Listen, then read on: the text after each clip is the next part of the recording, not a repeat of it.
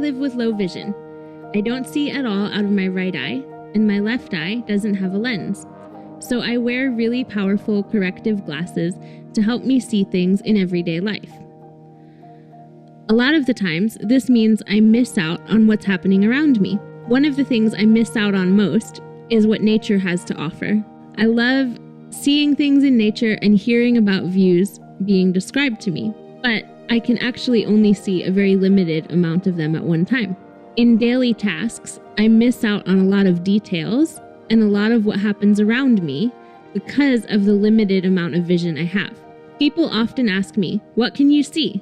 And I hope that this will provide some examples of what I can see as opposed to what many other people can see. Simple things like going up and down stairs in a building become more of a challenge when you have limited vision. Only being able to see and focus on a few steps at a time means that I can't tell what's happening in front of me or around me while I'm focusing on walking up the stairs. This also means that I can't tell when people are coming down the stairs or up the stairs at the same time as me. So two things happen. Number one, sometimes I run into people. And number two, sometimes people wave at me and say hi, and I do not notice you. It usually takes me a lot longer to read a book than it takes someone who doesn't have limited vision.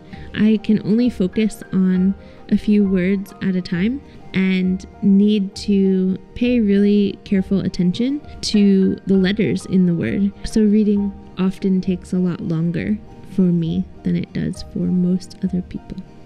Oftentimes, especially at churches, the lights are dimmed and it's a really large space. Probably about half of the service happens in a very dimly lit atmosphere, which makes it really difficult for me to engage with people around me.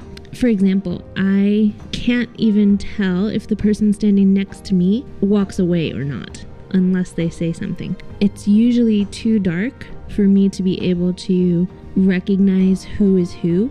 So if you come stand next to me and you don't say something, I don't know who you are, even that you're standing next to me. And as far as reading words on the screen, I can't focus on words on a screen that are really far away. So if it's a new song that's being introduced, I don't have the benefit of being able to read the words on the screen like everybody else does.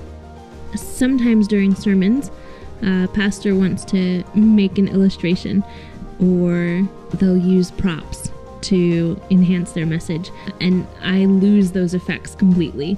They don't have an impact on me because I can barely tell what color clothes someone's wearing, let alone if they're holding props or doing hand motions or anything like that.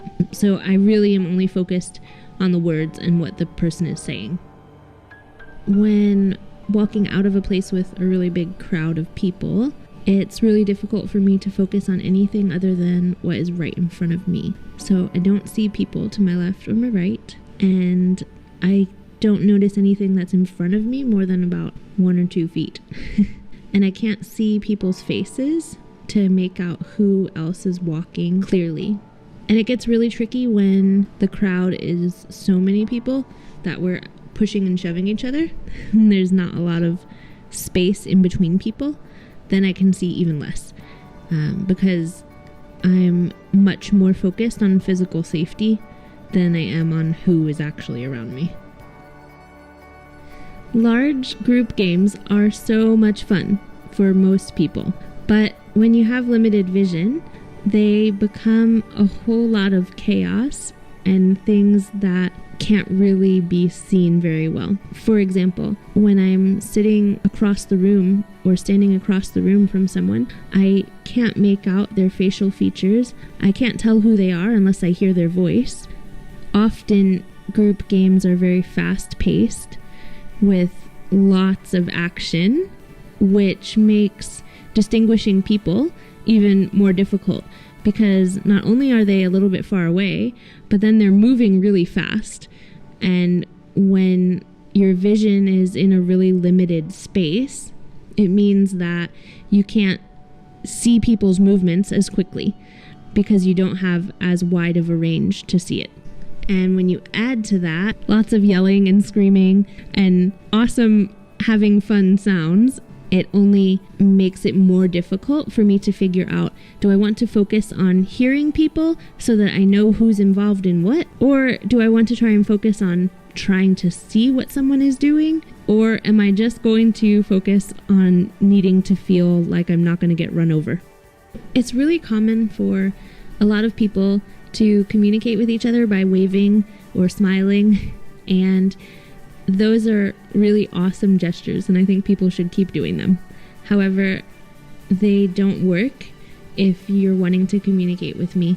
It's really difficult when we are in an environment where there are quite a few people who we might know, and people walk by and tap you on the shoulder and don't say anything, or people walk by and wave at you and you don't even know that it happened. It can sometimes be misunderstood as us being unfriendly, and it's actually much more helpful if you're going to tap me on the shoulder and say my name, because then I know who you are, because I recognize voices before I recognize faces. And it really helps to be able to feel like I am able to engage in relationships and that I'm not just someone who people are walking past and not engaging with. Hi, Iwan. Hi, Iwan. Especially in Phnom Penh, riding on motos or little scooters is one of the main forms of transportation.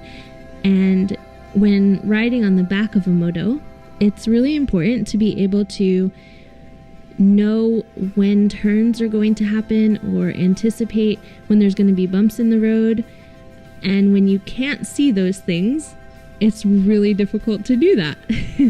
So one of the things that helps me when riding on a moto is there needs to be a place for me to hang on. I need to have somewhere to put my hands so I can stabilize myself, so that when we do hit a bump, I can grab on something really quickly, because I'm not going to see it coming, and I'm not going to be able to catch my balance as quickly as someone with better vision. And when you ride around in a tuk-tuk, there's a lot that a person could see in one ride. And again, this just is to express the limitation of my vision, that I end up not seeing a majority of what other people would see. Having limited vision means that I depend on lots of other people for rides places. And usually people show up in traffic. This means that I need to know really specifically what time they're expecting to show up, what their vehicle looks like, what color it is, and maybe even what they're wearing that day, so that I can focus on finding the right person or the right vehicle, because there's so much going on that I wouldn't be able to scan a crowd and find someone who I'm looking for.